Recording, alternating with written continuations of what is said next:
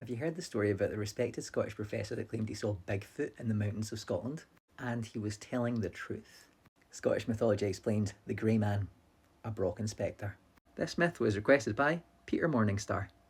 In the 1880s, a professor called John Norman Colley was climbing Beinn Mucadooya, the second largest mountain in Scotland. He saw something up there that scared him so much he kept it secret for another 35 years. In 1920, he told his story.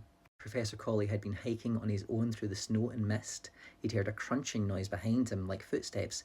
He turned around and there'd been an enormous grey man, wreathed in a rainbow around his head, following him step for step.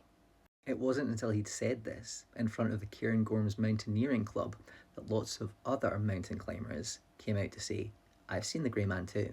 And over the years, the Grey Man, Scotland's Bigfoot, has been photographed by a lot of people. And they're all telling the truth. Kind of. What people didn't realise at the time was that the Grey Man is a thing called a Brocken spectre.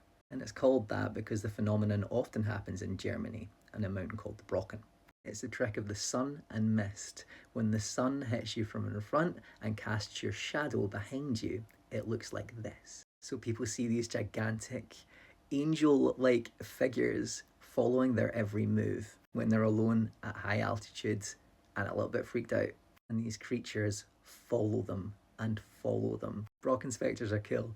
Here's a few other Brocken spectres. I just think it's a really interesting phenomenon.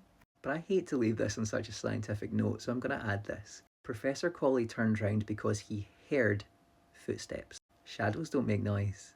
So maybe all these other people taking pictures are taking pictures of Brocken spectres. But what did Professor Colley see? Follow me. I know the way.